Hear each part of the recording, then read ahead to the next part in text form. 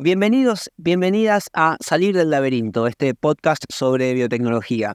Soy Esteban Rafele y hoy vamos a hablar con Carlos Croco. Carlos es doctor en ciencias biológicas y es cofundador de BIM, una startup que estudia la fotosíntesis de las plantas para mejorar el rendimiento de los cultivos.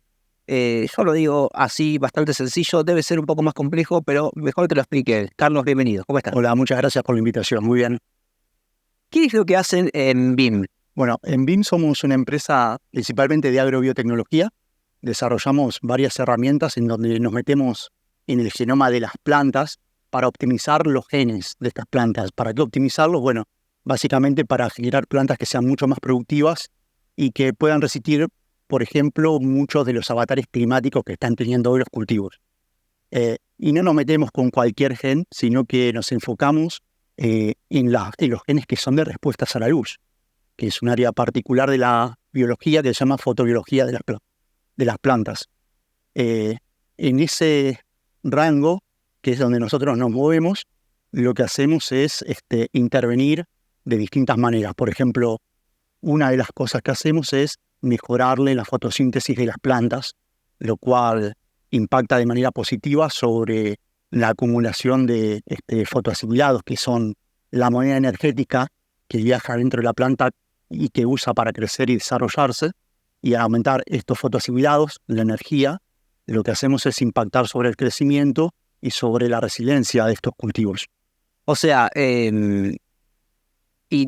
cuando decís intervenís genéticamente, ¿le incorporás algún gen que hace que mejore la fotosíntesis? No, justamente lo que hacemos es encontrar cuáles son los genes que ya tiene la planta que intervienen en ese proceso. Y por ingeniería genética los optimizamos, hacemos que funcionen un poco mejor. O sea, no le incorporamos a la planta nada exógeno, nada que no sea de la propia planta. Eso es una de las grandes ventajas que tenemos como empresa, porque la biotecnología orientada a cultivos para mejorar los rendimientos se viene usando desde hace varias décadas, Sí. pero siempre introduciendo genes que no son propios de las plantas y que tienen una percepción social muy mala, al final de cuentas, o inclusive muchas veces que tienen un impacto en el ambiente negativo, como son, por ejemplo, los genes de resistencia a herbicidas que llevan a la utilización del glifosato. Claro. En este caso, no ponemos nada exógeno, nada que no sea de la planta, solo que invertimos mucho tiempo en investigar cuáles son esos genes dentro de la planta que hacen esa función. En este caso, por ejemplo, optimizar la fotosíntesis. Y una vez que los encontramos, vemos de qué manera podemos manipularlo, prenderlos un poquito más, apagarlos, para buscar el beneficio que le otorga a la planta, más fotosíntesis, y eso lleva más rendimiento. ¿Cómo evolucionan en esta investigación, en este desarrollo que habrá empezado en la facultad y que termina, o no termina, pero digamos, continúa su camino en una startup? Bueno, tenemos varios proyectos, todos dirigidos en la misma dirección, pero por ejemplo, el más viejo tiene 13 años. Comenzó el desarrollo de esto hace 13 años con una tesis de doctorado. Imagínate que el camino que recorrió fue muy largo y en algún momento comencé a ver que tenía un potencial muy grande de poder ser transferido. De que eso que yo veía en una planta modelo, que nada tenía que ver con el campo, una planta modelo, la que utilizamos nosotros, se llama Arabidopsis thaliana, que es como el homólogo del ratón que se usa para descubrir genes de mamíferos. Sí. En agronomía, cuando trabajamos con biología molecular, utilizamos una pequeña plantita que se llama Arabidopsis thaliana, que no tiene ningún valor comercial, pero sí nos permite hacer investigaciones a un nivel de productividad más acelerado que si lo hiciéramos con un cultivo. Cuando uno descubre los genes en esa especie modelo, después viene el otro gran desafío. Si es válido poder pasar ese descubrimiento a una planta de interés comercial. Claro. Entonces, un poco la startup viene a suplir eso, ¿no? Que no forma quizás parte de la academia, porque se necesitan otros recursos, otro tiempo, otra celeridad para hacerlo. Y lo que hacemos es justamente eso, tomar el desafío de poder transferir eso que está en ciencia básica y generar un prototipo a una especie que tiene un interés real en el mercado. ¿Y qué encontraste vos en aquella tesis que después termina evolucionando en una carrera académica y productiva que te permite decir, bueno, acá hay un diferencial, esto puede tener un impacto? Bueno, para que te des una idea, mira, este que te contaba, este trabajo más avanzado en donde ya logramos optimizar la fotosíntesis, por una curiosidad personal, decidí replicar lo que estaba haciendo con esta especie modelo en una planta de papa. Que no era parte de mi tesis, era simplemente curiosidad. Si ¿podrá repetir esto en una especie que no sea la modelo? Justamente en ese momento en el laboratorio se estaba comenzando a transformar plantas de papa, así que producto de esa curiosidad, 3 años después, se dieron resultados muy similares. Ahí fue recién cuando me di cuenta que podía eso tener un impacto positivo y que valía la pena quizás trasladarlo a otros tipos de cultivo. El resultado positivo era que la papa crecía mejor. La papa crecía mejor, la planta crece más, tenés más producciones de papa con mayor calidad, inclusive crece mucho mejor bajo condiciones de estrés hídrico, que hoy en nuestro país es un problema. Sequía. Exactamente, o sea, por ejemplo, en los estudios que hemos hecho vimos que logramos mejorar un 30% el rendimiento, que es un montón. Imagínate poder mejorar el 30% del rendimiento de la soja del año pasado. Claro. ¿No? Que nos enfrentamos frente a una sequía histórica. ¿Cuánto eso hubiera mejorado, digamos, los ingresos o las economías o la cadena de producción de la soja en la Argentina? Y a ver si entiendo, porque me parece súper interesante esto que vos contabas al principio, que es, vos detectás en la planta el gen o los genes que tienen que ver con la fotosíntesis, con la manera en que la planta chupa luz. Exacto, pero tiene un truco eso. Sí. Porque hubo muchos otros laboratorios que intentaron hacerlo de la manera clásica, justamente interviniendo sobre los genes de fotosíntesis per se. Nosotros lo que hicimos es descubrir otra cosa. Sobre la superficie de la planta, sobre las células del epidermis, serían las primeras células de la hoja de la planta, esas células tienen la capacidad de sintetizar unos bloqueadores solares. ¿Sí? Sí. Estos bloqueadores solares, ¿para qué le sirven a la planta? ¿Cómo regula la intensidad si se sintetiza más o menos? De acuerdo a la cantidad de irradiancia que le llega. Por ejemplo, a un mediodía, que tenemos el pico máximo de luz, de irradiancia, normalmente la luz atraviesa todas las células de la hoja hasta llegar a los fotosistemas, y cuando es muy alta, muchas veces lo que hace es fotoinhibirlos. Es como si los quemara a esos fotosistemas. La luz los quema. Exacto, sí. Porque está en exceso. Entonces comienzan a sintetizar las plantas en estas células estos fotoprotectores, que es como cuando nosotros vamos a la playa y nos ponemos bloqueador solar. Las plantas tienen lo mismo, pero lo sintetizan ellas y regulan la intensidad. Sí. ¿Para qué? Para que no se quemen esos fotosistemas y puedan mantener una tasa de fotosíntesis acorde a las necesidades de esa planta. Entonces lo que hicimos fue encontrar un gen que regula a esos genes, a esos metabolitos que actúan como fotoprotectores en las hojas. Y a través de edición e ingeniería genética logramos potenciarlo. De alguna manera indirecta podemos tener más fotosíntesis sin meternos con los genes que son propios de la fotosíntesis. Lograr potenciarnos, seguimos por ejemplo el bloqueador solar que vos mencionabas. Sí. Es que ese bloqueador funcione mejor, es que en vez de factor 50 use factor 20. Exacto, normalmente esos protectores solares los sintetiza a demanda. Viene la señal que es muy alta, sensa que eso es perjudicial para el fotosistema, sí. Y se prende toda la maquinaria de síntesis. Nosotros ya hacemos que ya lo tenga. Entonces, todo ese lapso que se pierde, la planta de fotosintetizar al máximo o a pleno, hasta que sintetice esos compuestos, ya los trae. Entonces, logramos que todos los días esas plantas tengan un poquito más de fotosíntesis. Ese poquito más todos los días a lo largo de un cultivo significa mucha más energía que va a tener la planta, que las usa para crecer o para desarrollarse o para defenderse de patógenos, de algún tipo de estrés, alta temperatura, estrés hídrico y demás. O sea, pasaste de esa planta ratón, entre comillas, del laboratorio, por curiosidad personal en la papa, funciona en la papa y ahí es como que notaste que había algo que efectivamente podía replicarse en alimentos ya, básicamente para que haya más alimentos. Que tenía potencial de ser transferido a otros cultivos, ¿no? Cultivos extensivos como maíz, trigo, no solo papas, sino... ¿Y cuáles fueron los siguientes pasos? Bueno, los siguientes pasos fue comenzar a buscar evidencia si eso era certero, ¿sí? Empezar a ver si tenía potencial real de ser transferido, y ahí comienza la etapa de las validaciones, ¿no? Gente que ya trabaja en el sector agrícola, de ir presentarte, mostrarle tu proyecto y ver qué cara ponen.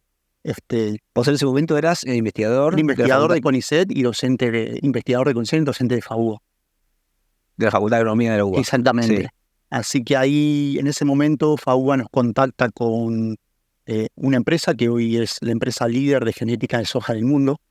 Tienen 45% de los campos que se siembran en el mundo con soja son de semilla de esta empresa. Así que cuando fui, les conté el proyecto y me hicieron el pulgar para arriba y dije, ok, esto puede funcionar. Así que ahí comenzó un poco la idea de crear esta startup y funcionar un poco como un resorte entre lo que es la academia y las empresas, ¿no? Sí. Hacer una transferencia mucho más veloz en ritmo de las empresas, pero con conocimiento que se crea dentro de la universidad.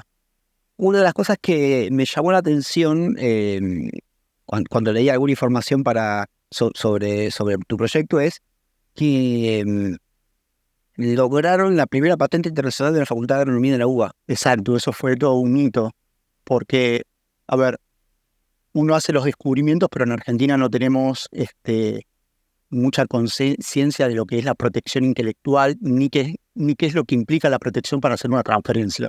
No hay cultura de protección. Simplemente todo termina en un artículo académico y hasta ahí nos quedamos y todos contentos. Ahora, a la hora de transferir eso, quien invierte siempre pide que haya una protección, porque de esa manera la inversión va a estar protegida. Así que cuando existió la posibilidad de transferirlo realmente, había que protegerlo antes de hacer cualquier tipo de transferencia.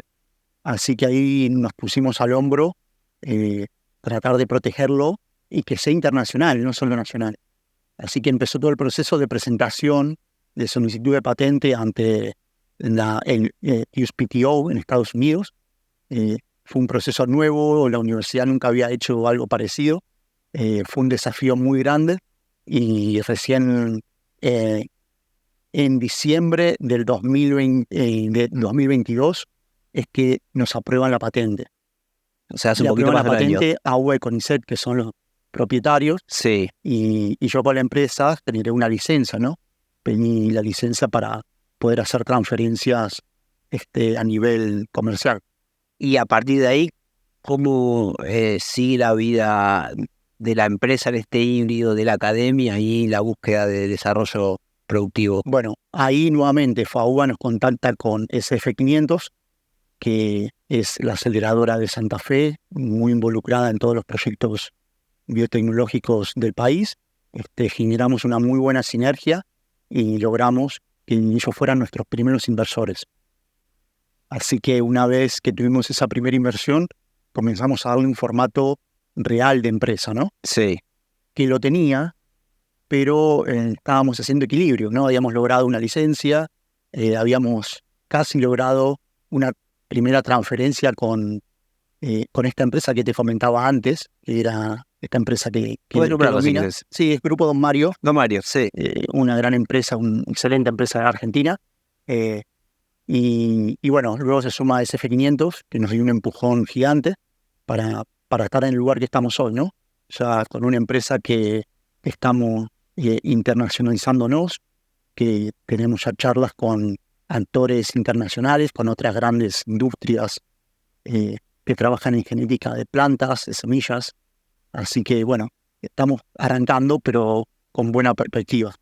Ok, algo gracioso respecto de esta internacionalización es que no se llamaban BIM, se llamaban WOC. Llamamos WOC. Que ahora tuvo una connotación negativa o de grieta en los Estados Unidos. Eso es una anécdota. En 2019 tuvimos que ponerle un nombre, ¿no? Era la necesidad de ponerle un nombre para presentarnos y en ese momento aparece WOC por un artículo, no me acuerdo qué estaba leyendo exactamente, pero apareció como el artículo hablaba sobre un movimiento en África donde estaban haciendo prácticas diferentes a las usuales para aumentar los rendimientos en los cultivos. Estamos hablando de farmers, pequeños productores. Sí. Y estaban teniendo mucho éxito y a eso lo llamaron WOC, el renacer de la agricultura.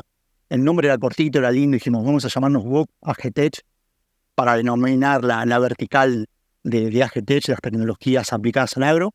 Y estábamos muy felices hasta que en mayo de 2020 aparece esta cuestión con George Floyd en Minnesota, creo que fue en Estados Unidos, en donde WOC apareció como una palabra de grieta, de quiebre en la sociedad norteamericana, y no era bien vista, ¿no? Estaba sobre un lado y del otro. Nosotros muy lejos de ese significado, el origen era otro, pero cuando comenzamos a entablar conversaciones con otros inversores o otras empresas adoptantes, nos hacían notar el nombre y la necesidad de tener que cambiarlo. Así que tuvimos que adoptar este nuevo nombre que es BIM, usamos BIM CropTech, y bueno, todavía seguimos con ese amor por WOC, pero bueno, era necesario. Y esos inversores del exterior, nombre aparte, ¿qué te dicen cuando vas con un proyecto que lo que promete es mejorar el rendimiento de los cultivos de alimentos en la misma superficie dada, ¿no? Porque acá no tenés que expandir la frontera agrícola, sino que simplemente mejorar la productividad. Exactamente, pero aumenta la productividad en las hectáreas que ya son cultivadas, sin tener que estar extendiendo la frontera, talando árboles, ni nada por el estilo. A ver, nos ven con muy buena cara por dos razones. Primero, porque conocen el potencial que tiene la Argentina en el campo de la agronomía. Eso es muy potente, se conoce. Y otro, que nuestro equipo de trabajo a nivel científico está conformado por gente que tiene un background académico muy importante, que hemos publicado en las revistas internacionales más altas. Entonces, eso también lo miran. Y luego, si bien uno va con un proyecto a veces muy particular, muy puntual, como puede ser tenemos una tecnología que aumenta la fotosíntesis, siempre le contamos cuál es el proyecto total, ¿no? Que hay mucho más desarrollo atrás de eso, que le da cierta seriedad a esa reunión o ve las ganas en el equipo. Y la verdad es que hasta ahora todas las puertas que hemos tocado nos han recibido bien una vez que uno accede, ¿no? A esas mesas, que no es fácil, pero siempre nos volvemos con algo positivo. Vamos con la línea de tiempo. Entonces llegaste a La Papa, validaste, llegaste a Don Mario te dijo, esto está bueno, llegás al F500, te pone la primera inversión,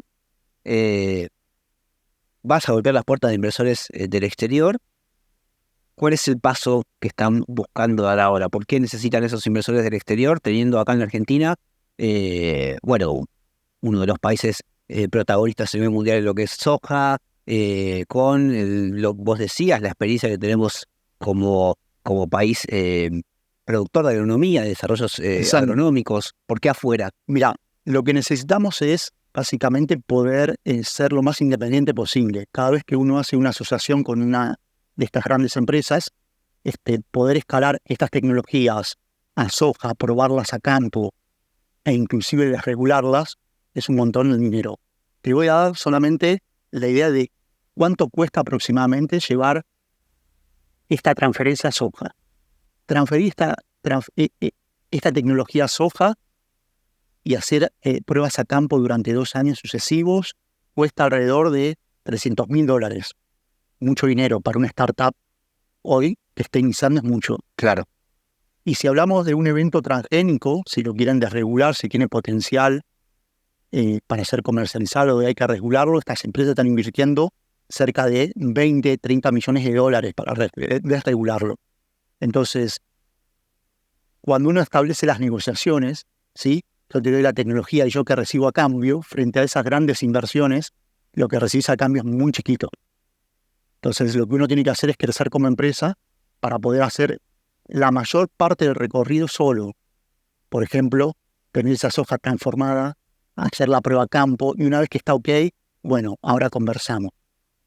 Pero al mismo tiempo, en este estadio inicial necesitas esa validación, o sea que nos sirve esa asociación. La idea de poder conseguir nuevos inversores es poder transferir las otras tecnologías o inclusive esa a otros cultivos, pero poder desarrollar parte de ese desarrollo en nuestros laboratorios, no tener que delegarlo a costa de que las regalías a futuro sean mucho más pequeñas de lo que podrían hacer. Claro, seguir siendo, digamos, el dueño de tu desarrollo, Exacto. más allá de que busques estas asociaciones. Porque lo podemos hacer y sabemos cómo hacerlo, y en esa práctica de hacerlo, además, comenzamos a incorporar un montón de recursos humanos de la Argentina, ¿sí? Que van desde investigadores, estudiantes de grado, doctorados, o sea, todo ese desarrollo que termina en un evento comercial también se van a traducir en tesis de grado, en publicaciones académicas, que hoy nos quedan un poco exentos porque gran parte de eso se encargan las empresas afuera. Claro. Sus laboratorios ahí cerrados, ¿no? Blindados. Se me abren varias preguntas de esto que estamos charlando, pero por recién decías al pasar lo complejo que es y lo que cuesta en términos de plata y de burocracia que un evento transgénico consiga el aval regulatorio, ¿no? Sí, es muy difícil. ¿Y por qué piensas que los transgénicos tienen tanta mala prensa? A ver, esta es una visión mía, ¿no? Muy personal, pero hubo un poco una lucha, ¿no? Tecnológica entre la Unión Europea y Estados Unidos. Estados Unidos lidera un poco lo que son las transformaciones transgénicas, entonces hay una cuestión política muy, muy fuerte sobre eso. Pero después, desde la percepción social también es negativo, porque si te pones a ver un poco la historia de los transgénicos que fueron más exitosos o que dieron ese salto productivo al campo eran lo que hablábamos hace un rato. Eran genes exógenos que venían de otros organismos, de hongos o de bichos, que se lo ponían a la planta para poder resistir algún químico, Sí. algún químico que tampoco es muy amigable con el ambiente. Sí.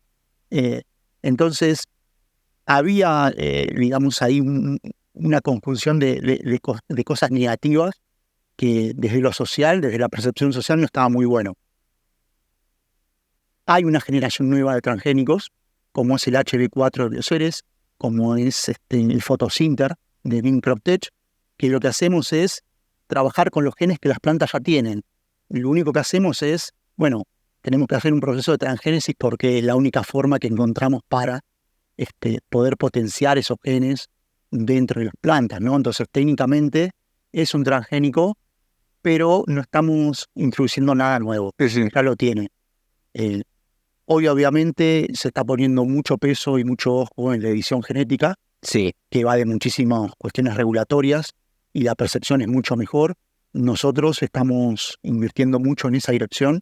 Muchos de los desarrollos que tenemos son exclusivamente de edición genética y no de transgénesis, pero va unos cuantos pasos más atrás. Perdóname, haceme la diferencia entre la edición genética y la transgénesis como para tener en la cabeza de qué estamos hablando. Bueno, para que lo entienda todo el mundo sin ser muy técnico, cuando se hace una transgénesis, se mete dentro del genoma de la planta algo que es completamente exógeno. En este caso es un gen junto con secuencias regulatorias. Okay. Uno está interviniendo el genoma, introgresando algo, metiéndole algo dentro del genoma, algo que es exógeno. Eso se lo considera transgénesis. Cuando hacemos edición genética, lo que hace es modificar alguna base por medio de una técnica que es la de CRISPR, alguna base del DNA de ese genoma, sin introducir, como usar la transgénesis, algo externo. Y eso a nivel regulatorio, viste que en su momento la Unión Europea, vos lo decías recién, se puso muy firme en contra de los transgénicos. ¿Con la edición genética pasa lo mismo? ¿También eso se están rechazando? No, se estuvo discutiendo, creo que fue la última semana o la anterior, y ya tuvo una aprobación positiva por parte de las comisiones asesoras de la Unión Europea, para seguir el camino de una desregulación, para poder desregularlo de una manera mucho más fácil, ¿no? Se entiende que ese es el camino. Así que, todavía no tienen el nivel de avance que tienen Estados Unidos, ni Brasil, ni Argentina, con respecto a la desregulación de los eventos editados, pero van en ese camino y se entiende que es necesario. Y también decías que uno de los objetivos o de las cosas en las que ustedes están siendo bastante celosos es esto de mantener el desarrollo tecnológico, digamos, de desarrollarlo ustedes. Desarrollo que a su vez, lo decías también hace un rato, patentaron en la Facultad de Agronomía. O sea, hay una propiedad intelectual que es de CONICET Y UBA, uva, exacto. un desarrollo que es de ustedes, de BIM. ¿Cómo es ese vínculo entre lo público, lo privado, Bueno, esas puertas, esos vasos comunicantes y también esas paredes que en algún momento deben aparecer? bueno, ese vínculo es muy bueno, pero fue muy difícil.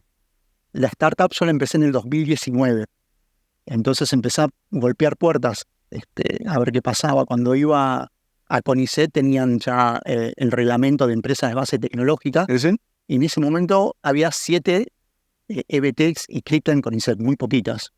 Hoy hay muchísimas. Pero tenían una característica que eran como spin-off de grandes empresas. O sea, había grandes empresas que le interesaba algún desarrollo de algún científico, Sí, se asociaban, creaban alguna empresa como spin-off para entrar dentro de este marco de EBT y comenzaban esa transferencia tecnológica. Yo llegué golpeando la puerta y digo, yo soy científico y quiero hacer una transferencia. Y era, bueno, ¿pero qué empresa tenés? No, la quiero hacer. Entonces ahí ya hubo como, en ese momento, como un primer stop, una tensión. Lo mismo hice con la uva, y ahí me encontré con 20 paredes en ese momento. No entendían qué era, no existía nada que pudiera regularlo, nada por el estilo. Entonces comencé a hacer fuerza para que eso se pudiera hacer de la manera más transparente posible, ¿no? Porque para mí el potencial está ahí, el know-how, el conocimiento está en las instituciones. Hoy la UBA ya tiene un reglamento de empresa de base tecnológica. Nosotros somos una de las primeras empresas dentro de la Universidad de Buenos Aires, o sea, avalada por la universidad, y nos usan de modelo, ¿no? Un poco cuando exponen sobre todo lo que nos tuvimos que pasar durante estos 3 años y a base de persistencia, hoy poder estar avalado por ambas instituciones. y este rol de modelo o de caso piloto, de prueba piloto, te sirve también como para allanar el camino a Muchísimo, otros muchísimo, sí, sí, investigadores. sí, muchísimos. Y no sé, creo, por semana puedo llegar a tener 2 mails haciendo consulta de, tengo esto como, de alguna forma ven, ¿no? Como, ok, hay un faro o alguien que está muy cerquita mío, dentro de la universidad o de los institutos, en donde te volvés una referencia de consulta, ¿no? Y te la doy vuelta, cuando vas a Don Mario o vas a esas grandes empresas y ven que va un investigador que armó su empresa de base tecnológica y que viene de una carrera académica, ¿cómo es ese choque de planetas? Mira, las empresas lo ven muy positivo. ¿Por qué? Porque tecnologías que se desarrollan en ambientes universitarios hay muchas, pero el diálogo que se establece entre las grandes empresas y a veces la lentitud de los trámites universitarios no compaginan para llevar este tipo de desarrollo, ¿no? Las empresas necesitan que vayan al ritmo de ellas. Entonces, estas startups que sí entienden cómo manejarse dentro de las instituciones, al ritmo de las instituciones, y entienden qué necesita la empresa, vienen a hacer esta especie de unión, ¿no? Entre estos dos mundos, en donde podemos darle celeridad a todo lo que necesita la empresa, pero al mismo tiempo acoplarnos a esta burocracia, si querés. Burocracia por ahí suena como negativo, pero bueno, al ritmo que tienen las instituciones o las universidades en Argentina y en muchos países también, que para sacar una firma a veces está 2 años. ¿Y cuál es ahí el rol de la aceleradora, en este caso el SF500? La aceleradora básicamente creo que viene un poquito después del vínculo con la universidad y con CONICET. El rol tiene que ver con apoyarnos, mostrarnos cuál es el panorama en Argentina y en el mundo de las inversiones, de las startups, y bueno, acompañarnos en todo este desafío, ¿no? Que es crecer y ver que nuestros desarrollos el día de mañana lleguen a un producto que impacta a la sociedad, que es lo que buscamos en definitiva. ¿Y ese día de mañana, Y ese cuán día, tan cerca o lejos y ese está? día mañana para el agro, para nuestra Ajá. tecnología en el agro, está lejos porque son desarrollos de 8 años. Así que tenemos mucha fe, los resultados que estamos obteniendo nos indican de que así va a ser, pero creemos que de acá a 8 años, eh, si la empresa sigue manteniendo estos niveles de venta, el 45% de la soja que se siembra en el mundo va a tener nuestra tecnología, una tecnología que fue desarrollada en la Universidad de Buenos Aires, en el CONICET, que fue apoyada por SF500 y que fue hecha 100% en la Argentina, fue hecha Sí. aquí. Em, y teniendo en cuenta este recorrido que estás marcando, ¿cómo ves hoy esa tensión entre la ciencia, el Estado, la falta de fondos, los teléfonos descompuestos que empiezan a haber, los roces? Yo creo que tiene que ver mucho con esto del teléfonos descompuestos. Creo que no hay una apreciación sobre la ciencia, sobre qué eso implica. Imagínate que yo te comentaba que ese desarrollo, hasta pensar en publicarlo o patentarlo, tardamos 13 años en desarrollarlo. Imagínate si durante esos 13 años te van cambiando todas las políticas económicas, todas las políticas aplicadas a ciencia, en donde durante 3 años tenés subsidios, después se te caen, los proyectos no los podés continuar, tenés que estar siempre ahí o atando con alambre o viendo cómo haces, y a veces hay proyectos que se caen y no los retomas más.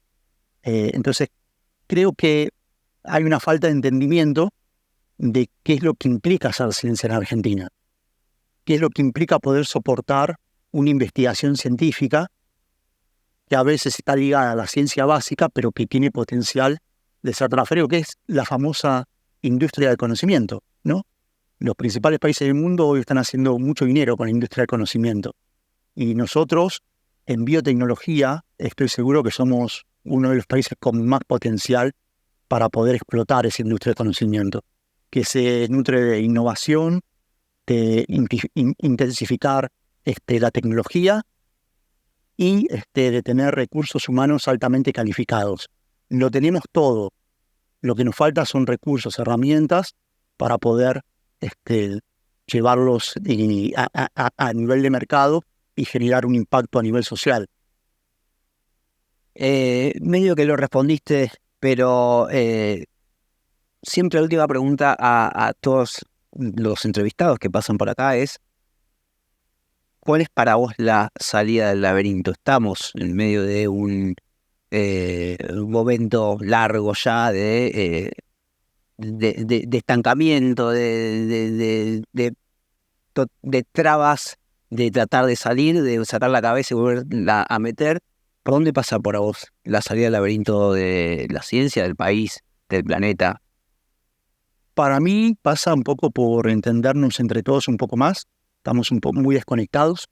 Creo que pasa también por persistir en lo que uno está haciendo. Nada es inmediato en ninguna parte del mundo, acá menos todavía. Y principalmente creo que pasa por tratar de intentar cosas nuevas. Nuestro desafío hoy es, como te dije por ahí, internacionalizar la compañía, llegar a mercados, poder ver que esas tecnologías que nacieron en esos laboratorios se aplican, pero la verdad es que cuando yo comencé, fue empezar algo muy distinto que nadie estaba haciendo en la Argentina. Y hoy se logró por esa insistencia a lo largo del tiempo, ¿no? Era algo nuevo, había que persistir y había que confiar de que eso iba a tener una solución. Creo que la salida del laberinto, al menos en mi caso, tiene que ver con eso, ¿no? Animarse a hacer algo nuevo, persistir y golpear todas las puertas que sean necesarias. Va a haber 100 que no te van a dar bola, pero va a haber 1 o 2 que sí. Y esas son las que fueron sumando, al menos en mi camino. Carlos, muchas gracias por tu tiempo, por haber compartido tu experiencia con nosotros, y gracias a ustedes por estar escuchándonos y viéndonos. Pueden seguirnos por redes sociales, estamos en @salir del laberinto, estamos en YouTube, estamos en Spotify. Síganos ahí, pónganos estrellitas y todo eso, y nos encontramos en el próximo episodio de Salir del laberinto. Chau.